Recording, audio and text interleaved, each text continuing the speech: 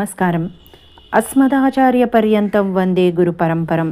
త్రిమూర్తి స్వరూపుడైన దత్తాత్రేయ స్వామిని తలచిన కొలచిన పిలిచిన త్రిమూర్తులను పూజించినట్లే. అలాంటి స్వామి క్షేత్రాలు ఎన్నెన్నో. స్వామి క్షేత్రాలలో ముఖ్యంగా చెప్పుకునేవి 5 ఉన్నాయి. అవి గాణగాపూర్ కర్ణాటకలో ఉంది, నృసింహ సరస్వతి అవతారం. పిఠాపురం, ఇది ఆంధ్రప్రదేశ్లో ఉంది, దత్తావతారం.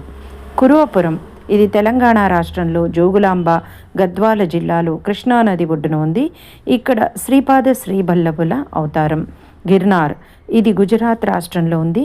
ఇక్కడ కూడా దత్తావతారమే. మహూర్, మహారాష్ట్రలోని నాందేడ్ జిల్లాలో ఉంది. ఇక్కడ దత్తమూర్తి కొండలపై వెలిసి ఉన్నారు.